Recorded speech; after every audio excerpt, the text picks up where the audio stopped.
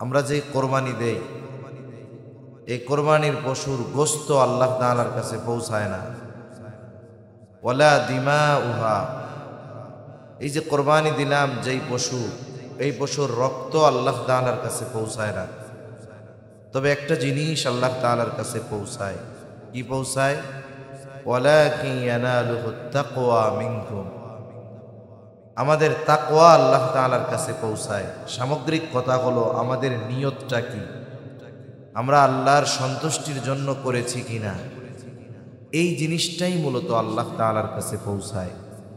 মাহফিল বাহিরে হোক চাই ভিতরে হোক, বড় হোক চাই ছোট হোক, লোক বেশি হোক কিবা কম হোক, কোনো কিছুই আল্লাহ তাআলার কাছে পৌঁছাবে না। কি পৌঁছাবে? আমার অন্তরে কি ছিল, আমার নিয়ত কি ছিল, এটাই আল্লাহ তাআলার কাছে পৌঁছাবে।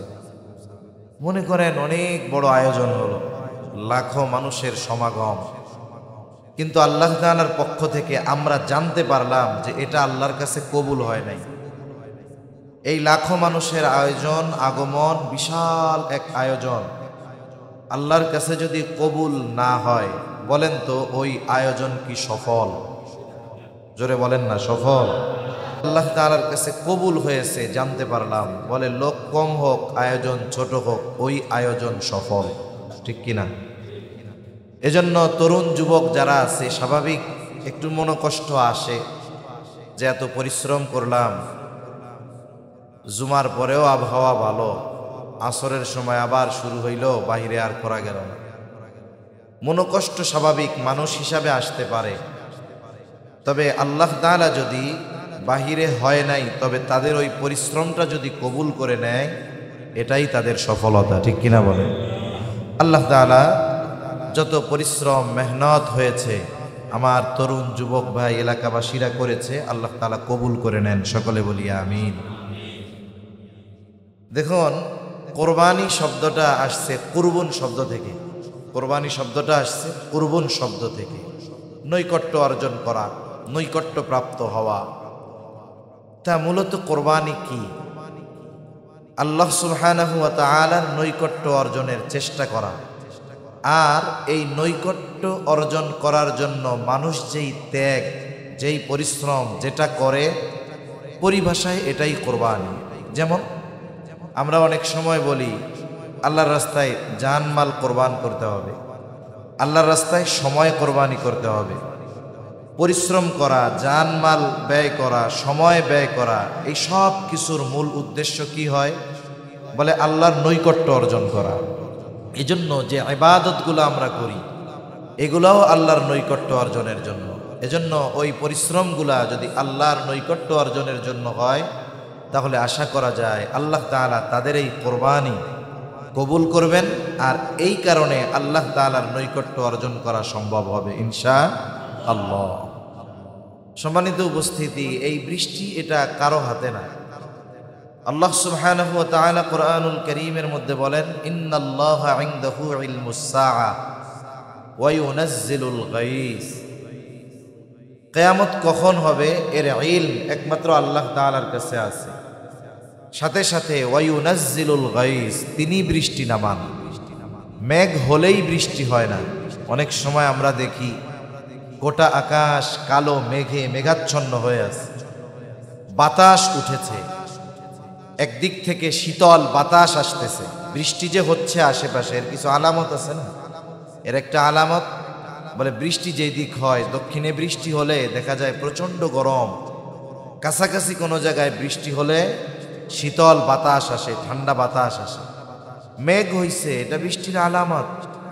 কিন্তু এই মেঘ হলেই, শীতল বাতাস আসলেই কিন্তু বৃষ্টি হয় না।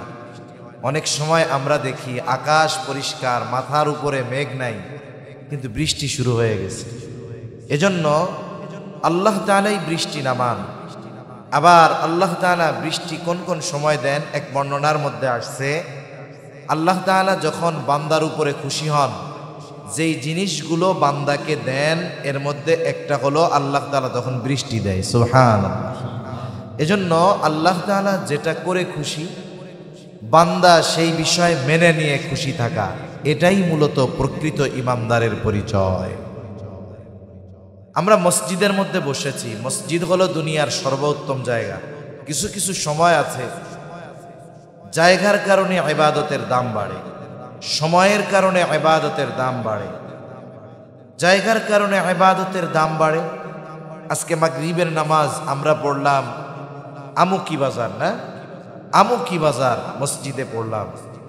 এই মাগরিবের নামাজ যদি আমরা মসজিদুল আকসায় আদায় করতে পারতাম, স্থানের পরিবর্তনের কারণে, জায়গার পরিবর্তনের কারণে আল্লাহ তাআলা এই মাগরিবের নামাজের প্রতিদান কমপক্ষে 250 গুণ বাড়ায়া দিতেন।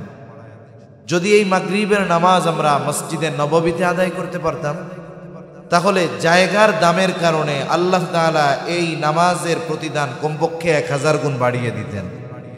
এই নামাজ যদি আমরা মসজিদুল হারামে আদায় করতে পারতাম, জায়গার দামের কারণে আল্লাহ তাআলা এই ইবাদতের দাম, মাগরিবের নামাজের প্রতিদান কমপক্ষে 1 লক্ষ গুণ আল্লাহ বাড়ায়া দিতেন।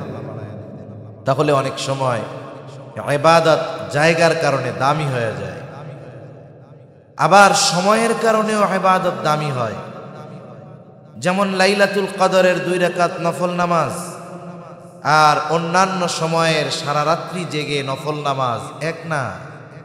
বলে ওই রজনীর 2 রাকাত নামাজ এটা তো 1000 মাসের চাইতেও উত্তম, কারণ ওই রজনীর ফজিলত সম্পর্কে আল্লাহ তাআলা বলেন লাইলাতুল কদরি খায়রুম মিন আলফি শাহর। লাইলাতুল কদর এটা হলো 1000 মাসের চাইতেও উত্তম। সুবহানাল্লাহ। তাহলে আমরা আছি দুনিয়ার সর্বোত্তম জায়গায়। এখন সাথে সাথে হাদিসে ঘোষিত আল্লাহ পাক যেই সময়গুলার কসম করেছেন ওই সময়গুলার মধ্যে আছে জিলহজের প্রথম 10 রাত্রির কসম আল্লাহ তাআলা করেছেন, ওয়াল ফাজরি ওয়া লায়ালিন আশর। 10 রাত্রির কসম আল্লাহ তাআলা করেছেন। শুধু তাই না, এমন সময় আমরা অতিবাহিত করতেছি যেই সময়ের ব্যাপারে নবীজি সাল্লাল্লাহু আলাইহি ওয়াসাল্লাম বলেন জিলহজের প্রথম 10 দিনের আমল আল্লাহ সুবহানাহু ওয়া তাআলার কাছে সবচাইতে বেশি প্রিয়। শুধু তাই না, এই সময়গুলোতে আল্লাহর রাস্তায় জিহাদ করলে যেই সওয়াব যত প্রিয় আল্লাহ তাআলার কাছে, তার চাইতে বেশি প্রিয় এই সময়ে ইবাদত করলে। তবে যারা আল্লাহর রাস্তায় জিহাদে গিয়ে শাহাদাত বরণ করেছে তাদের বিষয়টা ভিন্ন। এই দৃষ্টিকোণ থেকে হারাম মাস সমূহের মধ্যে, সম্মানিত মাস সমূহের মধ্যে সর্বশ্রেষ্ঠ মাস 4টি মাসের মধ্যে সর্বোত্তম মাস হলো জিলহজ মাস। তাহলে সময়ের দিক দিয়েও আমরা একটা উত্তম সময়ে অতিবাহিত করতেছি, জায়গার দিক দিয়েও আমরা উত্তম জায়গায় বসে কিছু দিনই আলোচনা করতেছি। মজলিসের দিক দিয়েও দুনিয়ার সর্বোত্তম মজলিস হলো যেই মজলিসে দিনই আলোচনা করা হয়। যেহেতু সময়ও উত্তম, জায়গাও উত্তম, মজলিসও উত্তম, আমরা আল্লাহ তাআলার কাছে দোয়া করি আল্লাহ তাআলাও যেন আমাদেরকে তার উত্তম বান্দাদের অন্তর্ভুক্ত করে নেয়। সকলে বলি আমিন। আমি আপনাদের খেদমতে যে আয়াত তিলাওয়াত করেছি, উক্ত আয়াতের মধ্যে আল্লাহ সুবহানাহু ওয়া তাআলা আমাদের পরীক্ষা নেওয়ার ঘোষণা দিয়েছেন। আমরা যারা ঈমান এনেছি, ঈমানের দাবিদার যারা, আল্লাহ সুবহানাহু ওয়া তাআলা এই ঈমানদারদের ঈমানের পরীক্ষা নেবেন। আল্লাহ তাআলা কোরআনুল কারীমের মধ্যে জানিয়ে দেন, আল্লাহ তাআলার সিস্টেম বড় সুন্দর। হঠাৎ করে কোনো কিছু আল্লাহ তাআলা করেন না। যেমন কোনো প্রতিষ্ঠান হোক, সেটা মাদ্রাসা কিংবা স্কুল কিংবা কলেজ, প্রত্যেকটা প্রতিষ্ঠানে পরীক্ষার নেওয়ার আগে নোটিশ ঝুলিয়ে দেওয়া হয় যে আগামী মাসের অমুক সময় থেকে পরীক্ষা অনুষ্ঠিত হবে। অথবা কেউ যদি কোনো প্রতিষ্ঠানে ভর্তি হয়, স্কুল হোক বা মাদ্রাসায়, বলেন তো নির্দিষ্ট সময়ের পর সে কি পড়াশোনা করলো এইগুলো যাচাই বাছাই করণার্থে পরীক্ষা দেওয়া লাগে কি লাগে না? কেউ যদি স্কুলে ভর্তি হয়, মাদ্রাসায় ভর্তি হয়, ভার্সিটিতে ভর্তি হয়, ভর্তি হওয়ার সময় যদি বলে হুজুর স্যার আমি ভর্তি হতে রাজি আছি, তবে পরীক্ষা টরীক্ষা দিতে পারবো না, তাইলে শিক্ষকেরা বলবে তোমার মতো এমন ছাত্র আমরা ভর্তি করব না। তার মানে আমি আপনি যদি কোনো প্রতিষ্ঠানে ছাত্র হিসাবে ভর্তি হই বা কাউকে ভর্তি করাই, তাহলে আমাকে আমার যে ছাত্র ভর্তি করিয়েছি তাকে পরীক্ষা দেওয়া লাগবে। অনুরূপভাবে আমরা যারা নিজেদেরকে ইমানদার হিসাবে দাবি করি, আল্লাহ সুবহানাহু ওয়া তাআলা জানিয়ে দেন, তুমি নিজেরে ইমানদার বলবা আর তোমাদের ঈমানের পরীক্ষা নেওয়া হবে না, এটা হতে পারে না। এই ঘোষণার দ্বারা আল্লাহ তাআলা সর্বপ্রথম আমাদেরকে নোটিশ দিয়ে দিলেন যে ঈমানদার, তোমাকে জীবনের কোনো না কোনো ক্ষেত্রে, কোনো না কোনো সময়, কোনো না কোনো অবস্থায় তোমাকে তোমার ঈমানের পরীক্ষা নেওয়া হবে। আল্লাহ তাআলা কোরআনুল কারীমের মধ্যে বলেন, আহাসিবান নাস আন ইউতরাকু আন ইয়াকুলু আমান্না ওয়া হুম লা ইফতানুন। আল্লাহ রাব্বুল আলামিন বলেন, মানুষ কি এইটা মনে করে নাকি সে নিজে বলবে আমি ঈমানদার আর তার পরীক্ষা নেওয়া হবে না? সে বলবে আইয়াকুলু আমান্না, আমি ঈমান এনেছি আর তার পরীক্ষা নেওয়া হবে না, এমনটা নয়। বরং আল্লাহ তাআলা মূলত জানিয়ে দেন যে নিজেকে ঈমানদার দাবি করে অবশ্যই অবশ্যই তার ঈমানের দাবির বিপরীতে তার পরীক্ষা নেওয়া হবে। তার মানে এই বিষয়টা সুনিশ্চিত, আমরা যারা ঈমানদার আমাদেরকে জীবনের কোনো না কোনো সময় পরীক্ষার মুখোমুখি হওয়া লাগবে। তবে ঈমানদারের তো ক্লাসিফিকেশন আছে, স্তর বিন্যাস আছে। নবীদের ঈমান আর সাহাবায়ে কেরামের ঈমান এক না, সাহাবায়ে কেরামের ঈমান আর তাবেঈনদের ঈমান এক না। তাবেঈন যারা সাহাবায়ে কেরামকে দেখছে তাদের ঈমান আর তাবেঈনদের ঈমান এক না। এজন্য আল্লাহ সুবহানাহু ওয়া তাআলা পরীক্ষা নেন, তবে ঈমানের স্তরের আলোকে। না হলে ক্লাস 5-এর ছাত্র যে তাকে যদি ক্লাস 10-এর প্রশ্নপত্রের আলোকে পরীক্ষা নেওয়া হয়, এটা ইনসাফ হবে না, এটা জুলুম হয়ে যাবে। অনুরূপভাবে আল্লাহ তাআলা যুগে যুগে যাদের ঈমানের স্তর যেই লেভেলের, আল্লাহ তাআলা ওই মাত্রার পরীক্ষাই আল্লাহ তাআলা নেন। নবীদের ব্যাপারে যেই পরীক্ষা আল্লাহ নিয়েছেন, যদি আমাদেরকে ওই মানের পরীক্ষার সামনে আল্লাহ দাঁড় করিয়ে দেন, পাশ করা অসম্ভব। তার মানে আমাদের ঈমানের স্তরের আলোকে আল্লাহ পরীক্ষা নিবেন। প্রথম বিষয়, যে মানের পরীক্ষা আল্লাহ নিবেন সেই পরীক্ষায় পাশ করার যোগ্যতা আমাদের আছে, তবে সবাই পাশ করে না। অনেক সময় এসএসসি পরীক্ষা, এইচএসসি পরীক্ষা, ম্যাট্রিক আইএ পরীক্ষা, সবাই পরীক্ষা দেয়। বলেন তো, সবাই কি পরীক্ষায় পাশ করে? সবাই পরীক্ষায় পাশ করে না। কিন্তু পরীক্ষায় পাশ করার জন্য যা দরকার ওই শ্রেণীগুলাতে সেগুলো পড়ানো হয়। এজন্য কেউ যদি পরীক্ষায় ফেল যাওয়ার পরে, রেজাল্ট বের হওয়ার পরে ফেল গেছে, একসাথে 3-4 বন্ধু একসাথে চলাচল করে, 2 জন পাশ করছে, 2 জন ফেল করছে, একই ক্লাসের ছাত্র। এখন একজন জিজ্ঞাসা করলো যে তোমাদের ফলাফল কি, রেজাল্ট কি? 2 জন বলল আমরা পাশ করছি। তোমরা 2 জন? বলে আমরা পাশ করতে পারি নাই। কারণ কি? বলে পরীক্ষার প্রশ্ন অনেক কঠিন হয়েছে। এখন উনি আবার জিজ্ঞাসা করলেন যে তাহলে ওই 2 জন আর তোমরা 2 জন একই ক্লাসে একই স্কুলে পড়ো না? বলে হ্যাঁ। বলে তাহলে ওরা পাশ করলো, তোমরা করতে পারলা না, তাইলে ওদের প্রশ্ন আর তোমাদের প্রশ্ন কি ভিন্ন? বলে না, ওর প্রশ্নও যা, আমার প্রশ্নও তা। এবার জবাব কি হবে? একই ক্লাসে পড়ো, একই প্রশ্নের পরীক্ষা হয়েছে, ওরা পাশ করলো, তোমরা 2 জন পাশ করো নাই। এখন বাহানা দিচ্ছ যে প্রশ্ন কঠিন, আসলে তোমরা প্রস্তুতি নাও নাই, লেখাপড়া করো নাই। কথা বুঝেন নাই? তার মানে এই জামানায় আল্লাহ তাআলা যেই মানের পরীক্ষা নিবেন, ঈমানদারদের পাশ করার মতো যোগ্যতা আছে, তবে কি ওই পরীক্ষার প্রস্তুতি আমাদের নাই, প্রিপারেশন নাই। যার কারণে কেউ ফেল গেলে এ কথা বলার সুযোগ নাই যে আল্লাহ তাআলা আমার অবস্থার চাইতে আমাকে বেশি কঠিন পরীক্ষা নিয়েছেন, এটা বলার সুযোগ নাই। তবে আল্লাহ তাআলার কাছে কখনো বান্দা পরীক্ষা কামনা করবে না, সব সময় সহজতাই চাইবে, মুসিবত কখনো কামনা করবে না। সব সময় আল্লাহ তাআলার কাছে আসানি কামনা করবে। তবে পরীক্ষা যদি চলে আসতে পারে, এজন্য প্রস্তুতি নিতে হবে, ঠিক কিনা বলেন? এজন্য আল্লাহ তাআলা পরীক্ষা নিবেন এই ঘোষণা দিয়ে দিয়েছেন। এরপরে পরীক্ষা যখন কাছাকাছি হয়, স্কুল হোক আর মাদ্রাসা হোক, যেই ওস্তাদ যেই বিষয়ে দক্ষ, ছাত্ররা তার কাছে যায়, গিয়ে বলে, ওস্তাদ প্রশ্ন তো আছে হাজার হাজার, কিন্তু আপনি আমাদেরকে একটু সাজেশন দিয়ে দেন, নির্দিষ্ট কিছু প্রশ্ন আমাদেরকে দাগিয়ে দেন, যেগুলার আলোকে প্রস্তুতি নিলে আমরা পরীক্ষায় ফেল যাব না, মোটামুটি রেজাল্ট ভালো হবে। এবার ওস্তাদ কি করেন? যেই প্রশ্নগুলো আসার মতো সেগুলো মার্ক করে দেন। এটার সাজেশন বলে মনে হয়, তাই না? সাজেশন দেয়। আল্লাহ তাআলা বান্দার প্রতি কত মেহেরবান, কত দয়ালু। পরীক্ষা নিবেন এই ঘোষণা আল্লাহ তাআলা দিয়ে দিয়েছেন। সাথে সাথে কোন কোন বিষয়ের পরীক্ষা হবে এটাও আল্লাহ তাআলা কোরআনুল কারীমের মধ্যে জানিয়ে দিয়েছেন। সুবহান।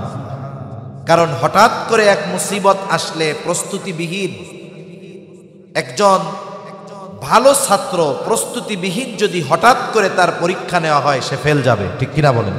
অনেক সময় কয়েকদিন আগে এক জায়গায় আমরা গেছি, এক জায়গায় মুয়াজ্জিন নিবে, ইমাম নিবে, তারা শর্ত দিয়েছে হাফেজে কোরআন হতে হবে। কেন? কারণ রোজার মাসে তারাবি পড়াতে হবে।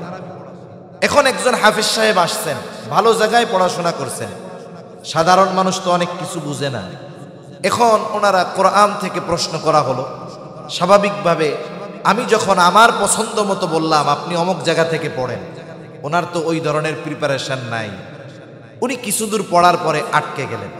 এরপরে বললাম আপনি আপনার মন মতো যেখান থেকে খুশি পড়েন। উনি সুন্দরভাবে বেশ কিছু দূর পড়লেন। আশেপাশের কিছু সাধারণ মানুষ যারা বুঝে না, এরা বলে, হুজুর এটা চলবে না। কেন? আপনি জিজ্ঞাসা করলেন, জবাব দিতে পারলো না।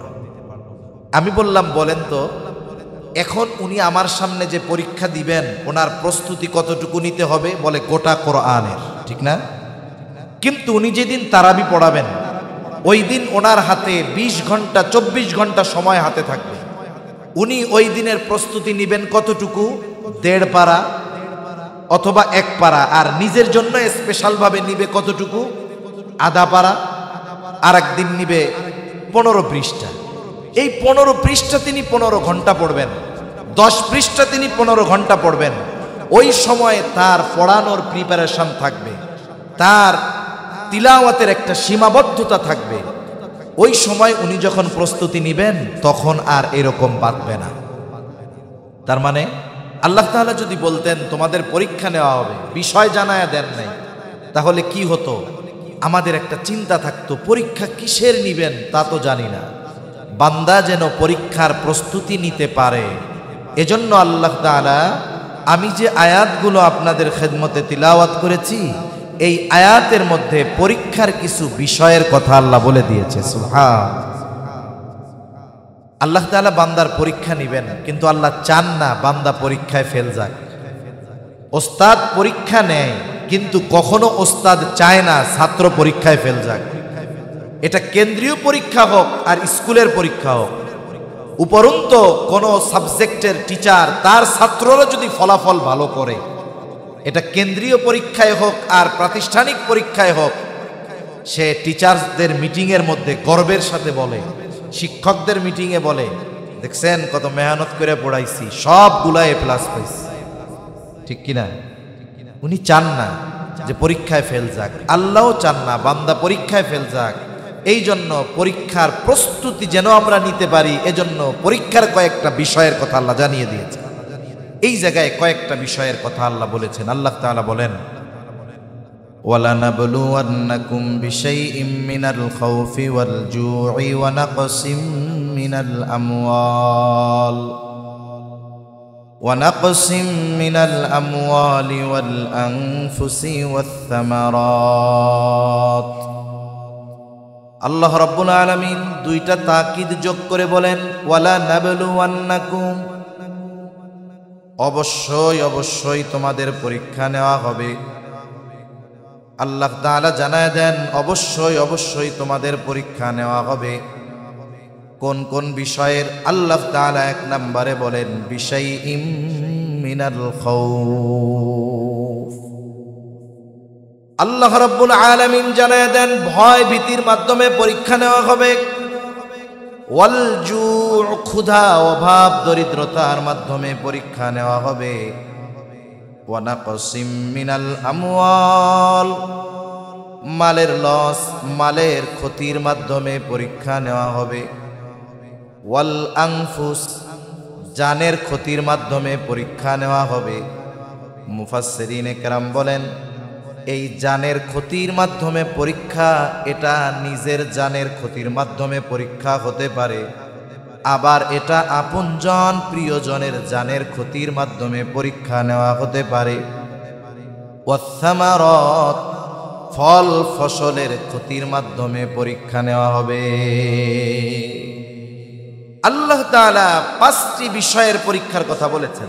বুজুর্গানে দিন বলেন প্রত্যেকটি ঈমানদারকে জীবনের কোনো না কোনো ক্ষেত্রে হতে পারে এই 5 বিষয়ের পরীক্ষার মুখোমুখি হওয়া লাগবে।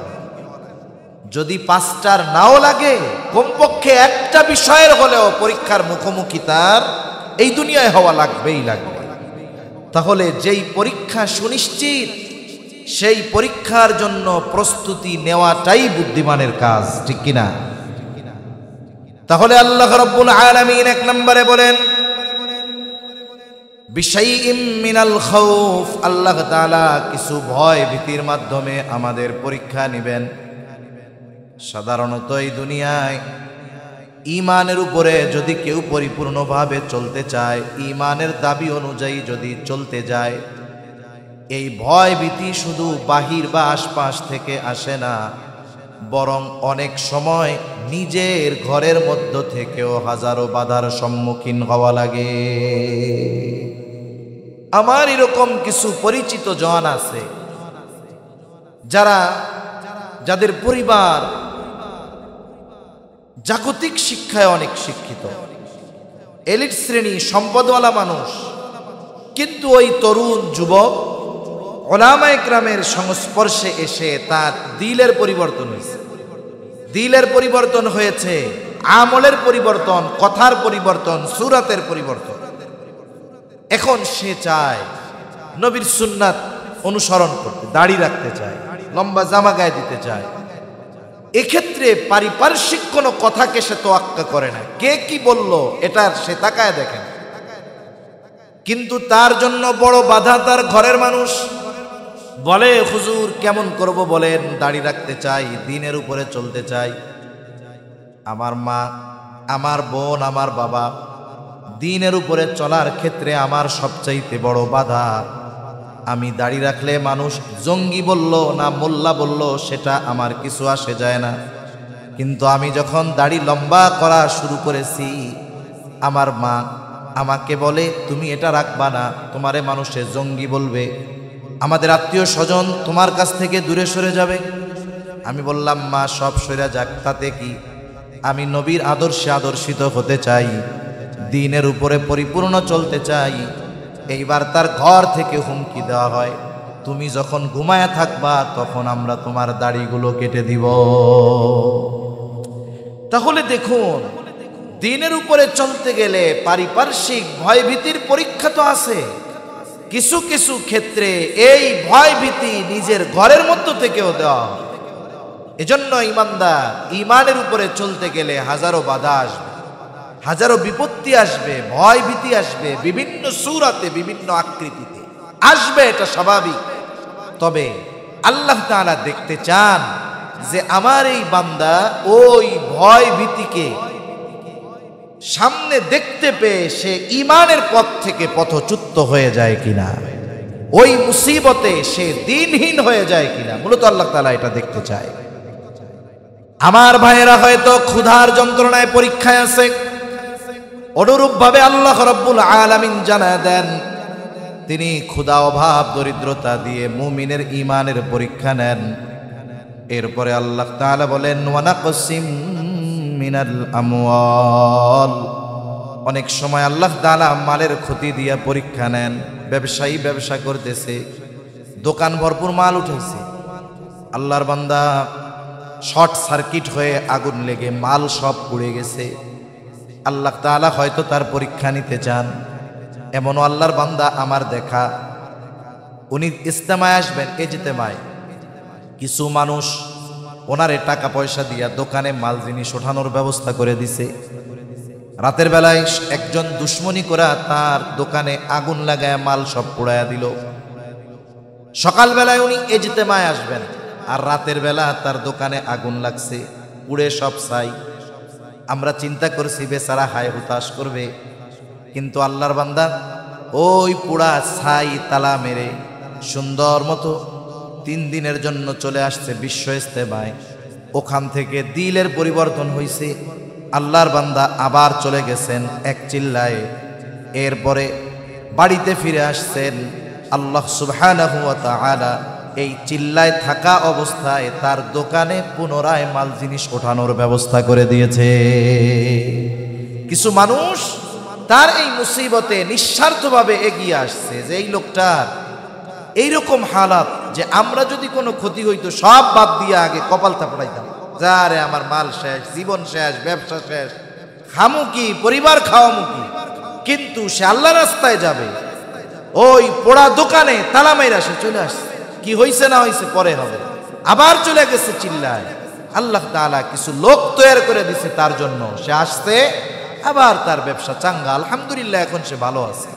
এজন্য অনেক সময় এমনটা হয় যে আল্লাহ তাআলা বান্দার মালের মধ্যে কিছু লস দিয়ে পরীক্ষা নেয় যে আমার বান্দার মনোভাবটা কি। কারণ দেইও তো আমি, নেইও তো আমি, ঠিক কিনা বলেন?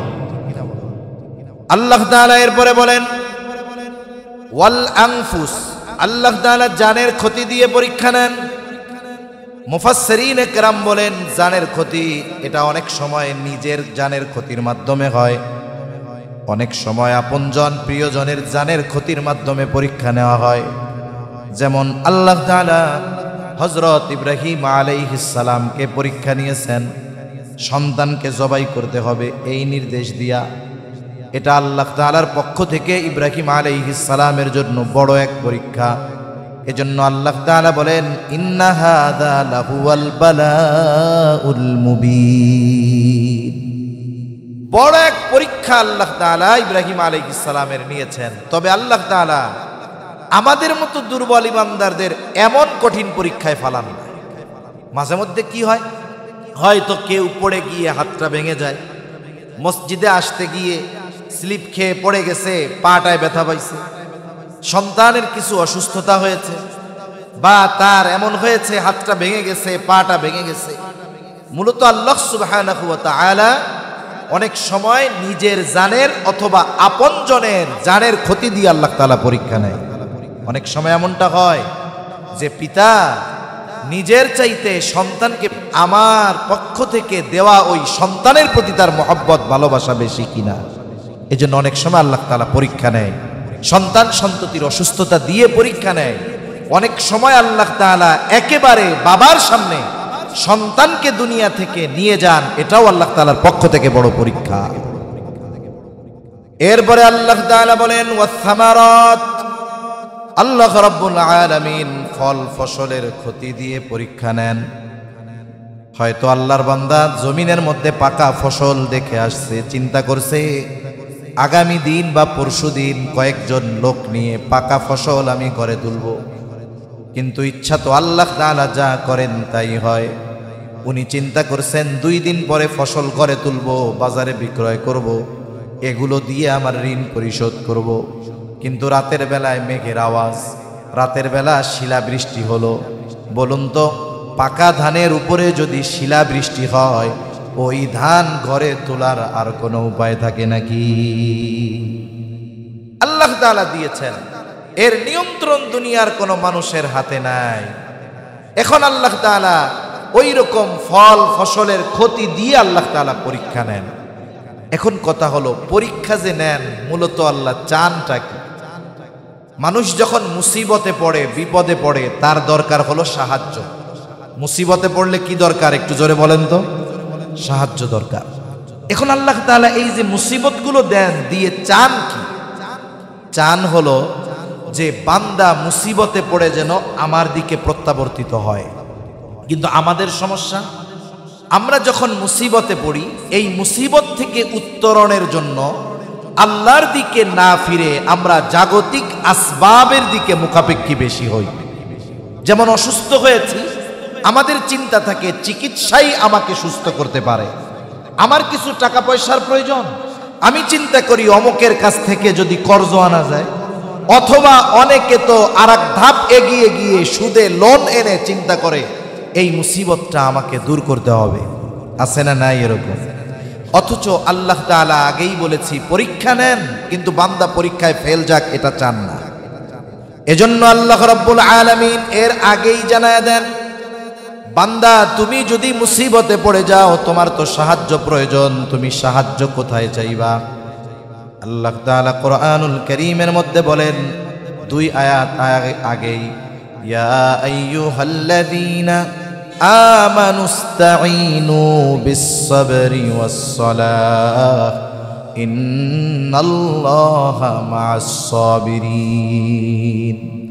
আল্লাহ তাআলা বলেন, ইয়া আইয়ুহাল্লাযীনা আমানু, হে ঈমানদারেরা, পরীক্ষায় পড়েছ, মুসিবতে পড়েছ, বিপদে পড়েছ, এখন তোমার সাহায্য দরকার, কোথায় তুমি সাহায্যের জন্য যাইবা? আল্লাহ তাআলা বলেন, ইস্তাঈনু, তুমি আমার কাছে সাহায্য চাও। এখন আল্লাহ তাআলার কাছে সাহায্য চাওয়ার নির্দেশ আল্লাহ তাআলা দিলেন। আল্লাহর কাছে সাহায্য চাওয়ার মাধ্যম কি? অনেক মানুষ বোঝে না, অনেকে চিন্তা করে আল্লাহর কাছে যদি সাহায্য চাইতে হয় তাইলে অমুক বাবার মাধ্যমে চাইতে হবে। নাউজুবিল্লাহ বলেন। এই বিশ্বাস আর ওই মক্কার মুশরিকদের বিশ্বাসের মধ্যে কোনো তফাৎ নাই। মক্কার মুশরিকরা কিন্তু আল্লাহর অস্তিত্বে বিশ্বাসী ছিল, ওরা নাস্তিক ছিল না। এমন ছিল না যে, এমনটা বলতো না যে স্রষ্টা বলে কেউ নাই, এমনটা মক্কার মুশরিকরা বলতো না। বরং কোরআনুল কারীমের মধ্যে স্বয়ং আল্লাহ তাআলা জানায়া দেন, আল্লাহ তাআলা বলেন, ওয়ালাইন সাআলতাহুম মান খালাকাস সামাওয়াতি ওয়াল আরদা লায়াকুলুন্নাল্লাহ। আল্লাহ তাআলা কোরআনুল কারীমের মধ্যে মক্কার মুশরিকদের ব্যাপারে বলেন, আপনি যদি মক্কার মুশরিকদেরকে জিজ্ঞাসা করেন, তাদের কাছে যদি জানতে চান, মান খালাকাস সামাওয়াতি ওয়াল আরদ, আসমান এবং জমিনের স্রষ্টা কে? কে বানিয়েছে আসমান, কে বানিয়েছে জমিন? ওরা নাস্তিকদের মতো বলবে না এটা বিগ ব্যাংকের মাধ্যমে অটোমেটিকই সৃষ্টি হয়ে গেছে। বরং তারা আপনার এই প্রশ্নের জবাবে কি বলবে? আল্লাহ তাআলা 2টা তাকিদ যোগ করে বলেন, লায়াকুলুন্নাল্লাহ। আপনার এই প্রশ্নের জবাবে মক্কার মুশরিকেরা বলবে, অবশ্যই অবশ্যই আসমান জমিনের স্রষ্টা হলেন আল্লাহ। প্রশ্ন করলে আসমান জমিনের স্রষ্টা আল্লাহ, এই জবাব দিবে কারা? মক্কার মুশরিকেরা। এরা যদি আল্লাহর অস্তিত্ব অবিশ্বাসী হইতো তাহলে কে বলতো যে আসমান জমিন আল্লাহ বানাইছে? বলতো। আবার আল্লাহ তাআলা আর এক জায়গায় বলেন, ওয়ালাইন সাআলতাহুম মান নাযালা মিনাস সামাই মাআন ফাআহইয়া বিহিল আরদা বা'দা মাউতিহা। আপনি যদি মক্কার মুশরিকদেরকে জিজ্ঞাসা করেন, মান নাযালা মিনাস সামাই মাআ, কে আসমান হতে পানি বর্ষণ করে, কে বৃষ্টি দেয়? শুধু বৃষ্টি দেয় তা নয়, ফাআহইয়া বিহিল আরদা বা'দা মাউতিহা, এই পানির দ্বারা কে মৃত জমিনকে পুনরুজ্জীবিত করে? অর্থাৎ ফসল উৎপাদনের অনুপযুক্ত জমিন, পানির অভাবে শুকিয়ে যাওয়া শুকনা ঠনঠনা ওই জমিন কে ফসল উৎপাদনের জন্য উপযুক্ত করে তোলে? তারা তাদের দেবদেবীদের কথা বলবে না, লাত মানাত উজ্জার কথা বলবে না। আপনার এই প্রশ্নের জবাবে অবশ্যই অবশ্যই তারা বলবে, বৃষ্টি দেন আল্লাহ, আর জমিনকে ফসল উৎপাদনের উপযুক্ত করে তুলেনি আল্লাহ। এগুলো আল্লাহই করেন। এরপরে আল্লাহ তাআলা আরো এক জায়গায় বলেন, ওয়ালাইন সাআলতাহুম মান খালাকাহুম লায়াকুলুন্নাল্লাহ। আপনি যদি তাদের অস্তিত্বের ব্যাপারে জিজ্ঞাসা করেন যে তাদেরকে কে সৃষ্টি করেছে, তারা এমন বলবে না যে এমনিই হয়ে গেছি, বরং তারা তাদের নিজেদের সৃষ্টির ব্যাপারেও বলবে, অবশ্যই অবশ্যই আমাদের সৃষ্টি করেছেন আল্লাহ। এই যে আল্লাহর অস্তিত্বের ব্যাপারে যে বিশ্বাস ছিল কাফেরদের, বিশ্বাসটা কোন পর্যায়ে যে স্বয়ং আল্লাহ তাআলা তাদের এই বিশ্বাসের সাক্ষ্য দিচ্ছেন। অথচ দেখুন এদের সমস্যা কি, আল্লাহর অস্তিত্বের ব্যাপারে এমন বিশ্বাস থাকার পরেও কিছু চাইতে হলে তারা দেবদেবীদের মাধ্যমে যায়। কেমনে চাইতো? দেবদেবীদের মাধ্যমে যাই। আর আমাদের দেশে কিছু আছে, বিশেষ করে এই ভারতীয় উপমহাদেশে, যে আল্লাহর কাছে সরাসরি চাওয়া বাদ দিয়ে আরেক জায়গায় গিয়া যায়। এটা কখনো সমীচীন নয়। এই ধরনের মানুষ আমাদের দেশে অনেক। এদের এই আকীদা, এই বিশ্বাস ঈমান থেকে দূর করে দিয়েছে। যদি এরা জান্নাতে যায় তাইলে আবু জেহেলের জান্নাতে যাইতে বাধা নাই, আর কি মনে রাখতে হবে। এজন্য আল্লাহ সুবহানাহু ওয়া তাআলা সুস্পষ্টভাবে কোরআনুল কারীমের মধ্যে জানিয়ে দিয়েছেন, সাহায্য আমার কাছে চাও। কেমনে চাইবা? কোনো বাবা, দরবার, মাজার কারো মাধ্যমে চাওয়া লাগবে না, সরাসরি আমার কাছে চাও। মাধ্যমটা কি? দুইটা। কয়টা মাধ্যম? দুইটা। আল্লাহ তাআলা বলেন বিসসাবরি ওয়াস সালাহ, সবর আর সালাত, ধৈর্য আর নামাজের মাধ্যমে তোমরা আমার কাছে সাহায্য চাও। এক নাম্বার সবর, দুই নাম্বার সালাত। এখন সবরটা কি? বুজুর্গানে দ্বীনের কিছু কথা আমি আপনাদের নকল করে শোনাই। অনেক সময় সবর বলতে আমরা বুঝি যে হাত কেটে গেছে, যা হয় হোক, আমি সেলাইও করব না, ওষুধও খাবো না। আমার জ্বর হইছে, মইরা যাই তাও ডাক্তারের কাছে যাব না। অনেকে মনে করে যে এটা হলো মনে হয় সবর। অথচ হাদিসে নবীজি সাল্লাল্লাহু আলাইহি ওয়াসাল্লাম বলেছেন, অসুস্থ হলে চিকিৎসা গ্রহণ করা, তবে চিকিৎসার যে আসবাব এটার উপরে ইয়াকিন থাকবে না। ইয়াকিন হবে আল্লাহর উপরে, যে আল্লাহ যদি ওষুধ দিয়ে কাজ করায় তাইলে ওষুধ কাজ করবে, নইলে ওষুধ কাজ করবে না। তার মানে আমি চিকিৎসা গ্রহণ করব, তবে তাওয়াক্কুল, ভরসা, ওষুধ ডাক্তারের উপরে নয়, কার উপরে?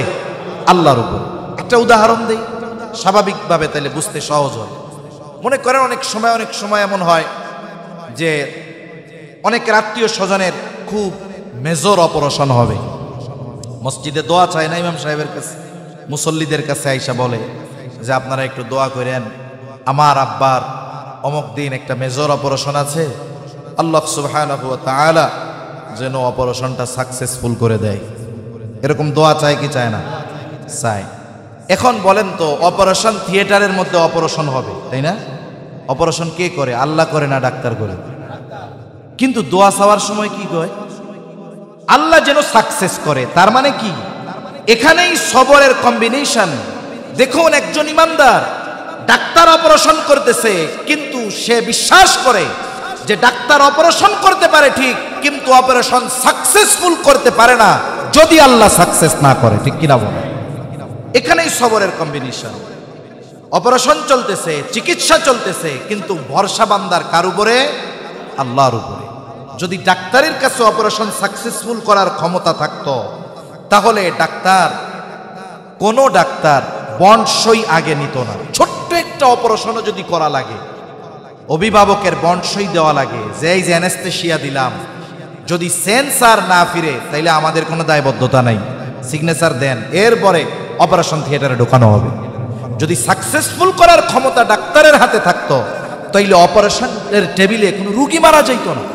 তার মানে ডাক্তার অপারেশন করে ঠিক, কিন্তু সাকসেসফুল করেন যিনি, তিনি কে? এই বিষয়টার মধ্যেই সবরের কম্বিনেশন। চিকিৎসা, অসুস্থ হইছে, চিকিৎসা নিচ্ছি, তবে এই ওষুধে রোগ দূর হবে তখন, আল্লাহ তাআলা চাইবেন যখন। এরপরে আল্লাহ তাআলা বলেন বিসসাবরি ওয়াস সালাহ, সবর আর সালাতের মাধ্যমে আমি আল্লাহ তাআলার কাছে তোমরা সাহায্য চাও। সবরের পরে হলো সালাত। কেন? বলে আমি আপনি যার যত কাছাকাছি হতে পারবো তার কাছ থেকে তত সুবিধা নিতে পারবো। যদি আপনি প্রধান উপদেষ্টার অনেক কাছের মানুষ হন, আপনি ফ্যাসিলিটি বেশি নিতে পারবেন, এটা স্বাভাবিক। অনুরূপভাবে বান্দা আর আল্লাহর মধ্যে সবচাইতে নৈকট্য অর্জন এটা হয় সালাতের মাধ্যমে। কারণ বান্দা যখন তাকবীরে তাহরিমা আল্লাহু আকবার বলে নামাজের মধ্যে ঢুকে, দুনিয়ার অনেক বৈধ কাজ, অনেক ভালো কাজ তার জন্য নিষিদ্ধ হয়ে যায়। কেন? তখন বান্দার কথোপকথন চলে কার সাথে? আল্লাহ তাআলার সাথে। এজন্য নবীজি সালাতুল হাজাত শিখিয়ে দিয়েছেন। সম্ভবত তারিখে দামেস্কের মধ্যে আসছে, হযরত ওমর রাদিয়াল্লাহু তাআলা আনহুর সময় একবার দুর্ভিক্ষ দেখা দিচ্ছে। স্বাভাবিক, দুর্ভিক্ষ যদি মানুষের কোনো জিনিস যদি মানুষের ক্রয় সীমার বাইরে চলে যায়, অটোমেটিক দুর্ভিক্ষ লেগে যায়। হযরত ওমর রাদিয়াল্লাহু তাআলা আনহু পেরেশান। মদিনার বাজারে খাদ্যশস্যের অভাব, যা আছে দাম অনেক, সবার ক্রয় সীমার ভিতরে নাই। কি করা দরকার? আমদানি করা দরকার। ভবিষ্যতে অতীতে আমরা দেখছি পেঁয়াজের কেজি 280-300 টাকা হয়ে গেছে, কিন্তু আবার যখন বিভিন্ন দেশ থেকে আমদানি করা হয়েছে, হয়তো ওই সময় কৃত্রিম সংকট সৃষ্টি করা হয়েছিল। আমরা পরবর্তীতে দেখলাম বাংলাদেশের যত বড় বড় বাজারগুলো আছে, চট্টগ্রামের খাতুনগঞ্জ, এই সব জায়গায় লক্ষ লক্ষ পচা পেঁয়াজ ওগুলো নদীর মধ্যে ফেলে দিয়েছে। তার মানে এইগুলো সিন্ডিকেট মানুষের ভোগান্তির জন্য, কিছু মুনাফা বেশি পাওয়ার জন্য, অথবা কিছু টাকা বিদেশে পাচার করার জন্য এই আমদানির ভাব ধরছে আর কি। আমদানি করছে, দাম তখন কমে গেছে। এখন ওমর রাদিয়াল্লাহু তাআলা আনহু সাহাবায়ে কেরামকে নিয়ে পরামর্শ করলেন কি করা যায়। সিদ্ধান্ত হলো আগামীকাল সকালে এক গ্রুপ চলে যাবে সিরিয়ার দিকে, আর এক গ্রুপ চলে যাবে মিশরের দিকে, তার মানে চতুর্দিকে ছড়ায় পড়বে। আর এক গ্রুপ চলে যাবে ইয়েমেন খাদ্যশস্য আমদানি করার জন্য। সিদ্ধান্ত হলো সকালবেলায় ফজরের নামাজের পর খলিফাতুল মুসলিমিন কাফেলা বিদায় দিবেন। ওমর রাদিয়াল্লাহু তাআলা আনহু রাতের বেলা এইগুলো করতে করতে অনেক রাত হয়ে গেছে, বাসায় ফিরলেন পেরেশানি, চিন্তায়, চোখের মধ্যে ঘুম নাই। একেবারে সুবহে সাদিকের পূর্ব মুহূর্তে একটু ঝিমুনি ঝিমুনি ভাব আসছে। এবার তিনি বিছানায় শরীরটাকে এলায়া দিলেন।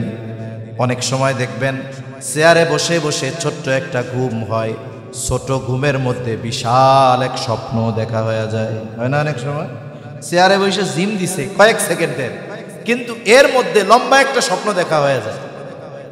এখন ওনার চোখে ঘুম না, তন্দ্রা, ঘুম ঘুম ভাব, তবে ঘুম না।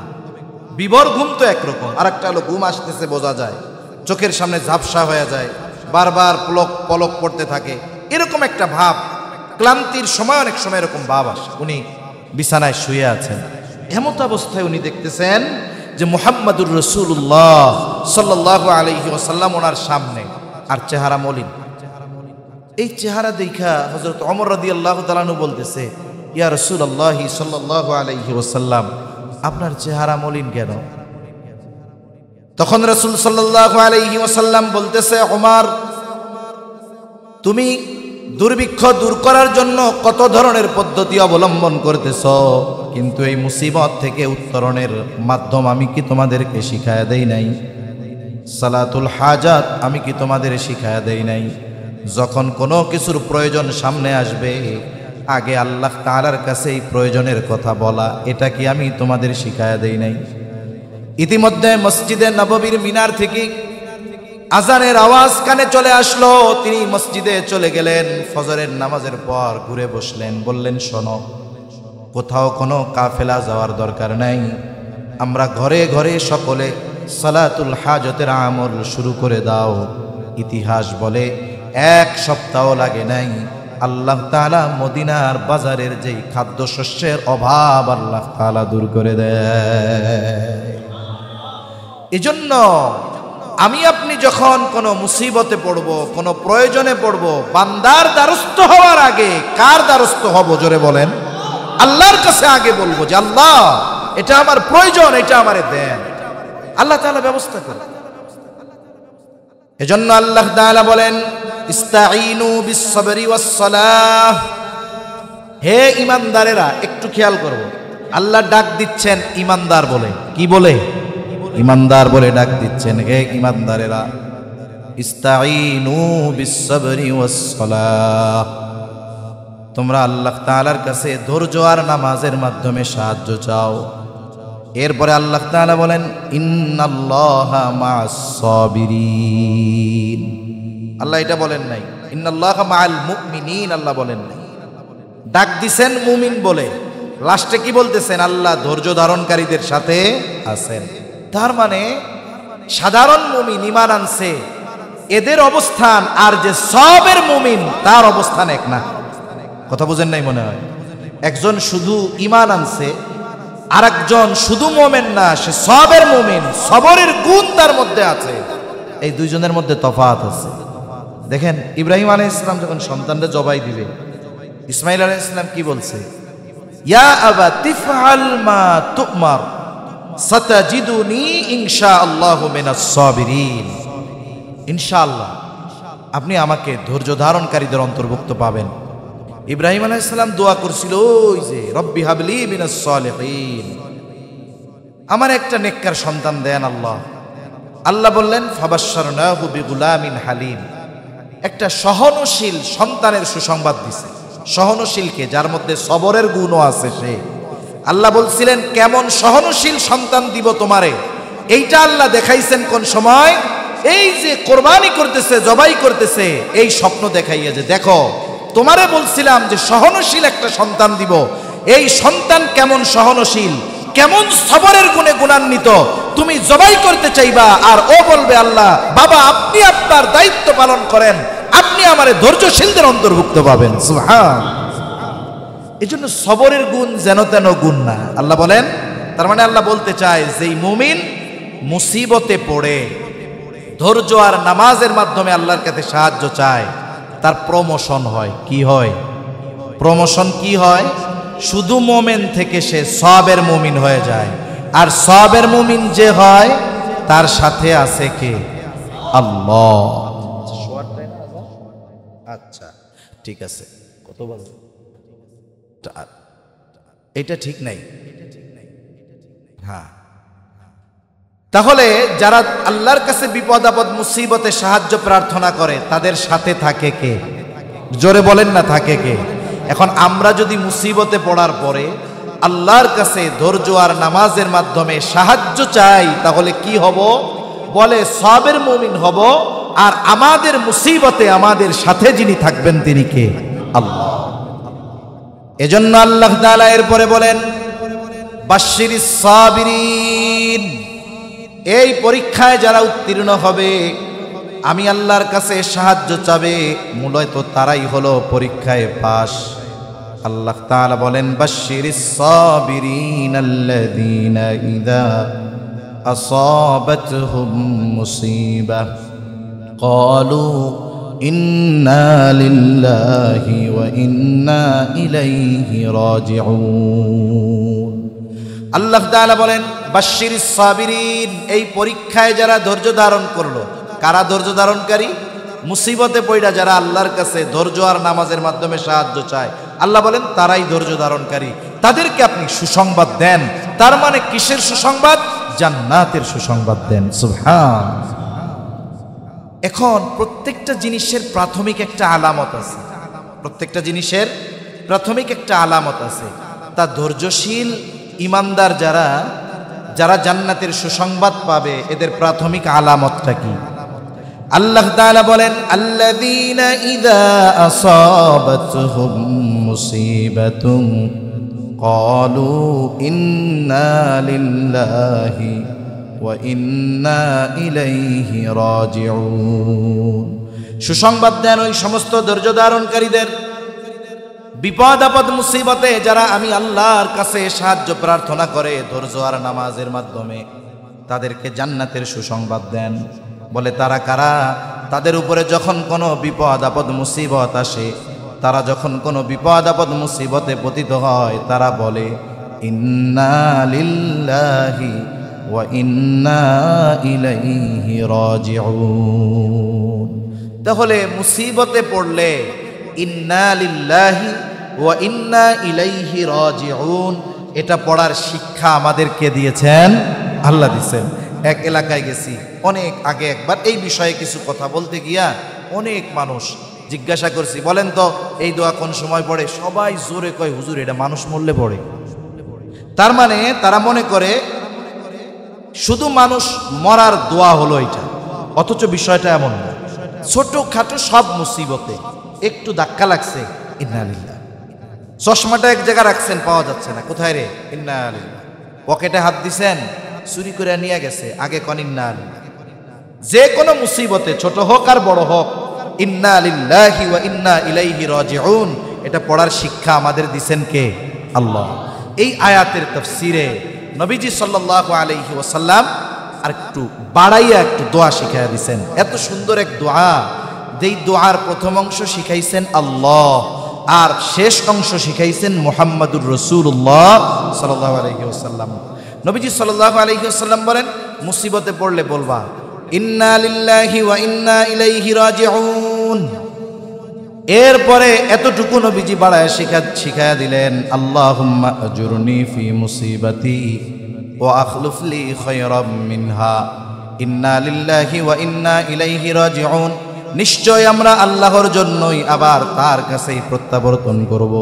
আল্লাহুম্মা আজুরনি ফি মুসিবাতি, আয় আল্লাহ আপনি আমাকে এই মুসিবতের উজরাত দেন, প্রতিদান দেন, মুসিবত থেকে উদ্ধার করেন। ওয়া আখলুফ লি খায়রাম মিনহা, আয় আল্লাহ এই মুসিবতের মাধ্যমে আমি যা হারিয়েছি তার চাইতে উত্তম বস্তু আপনি আমাকে ফিরিয়ে দেন। নবীজি সাল্লাল্লাহু আলাইহি ওয়াসাল্লাম বলেন, মুসিবতে পতিত হয়ে যে এই দোয়া করবে, বলে যা সে হারিয়েছে তার চাইতে উত্তম বস্তু আল্লাহ তাকে ফিরিয়ে দিবে। সুবহানাল্লাহ। এজন্য কোন মুসিবতে যদি পড়ি, কিছু যদি হারিয়ে যায়, আমরা এই ইন্না লিল্লাহি ওয়া ইন্না ইলাইহি রাজিউন, আল্লাহুম্মা আজুরনি ফি মুসিবাতি ওয়া আখলুফ লি খায়রাম মিনহা, এই দোয়াটা শিখবো, আমল করব, বলেন ইনশাআল্লাহ।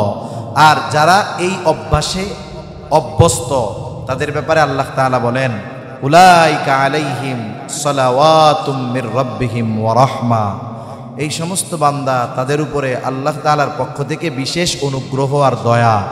ওয়া উলাইকা হুমুল মুহতাদুন, বলে এই গুণে গুণান্বিত, সবরের গুণে গুণান্বিত মানুষ তো তারাই হলো সৎপথ প্রাপ্ত, তারাই সিরাতে মুস্তাকিমের উপরে আছে। তাই এই দুনিয়ার হায়াতে বিপদ আপদ মুসিবত আসতে পারে, স্বাভাবিক। কোরআন সুন্নাহর আলোকে বিপদ আপদ মুসিবত আসলে যেই করণীয় বিষয়গুলো আছে এগুলো আমরা করব।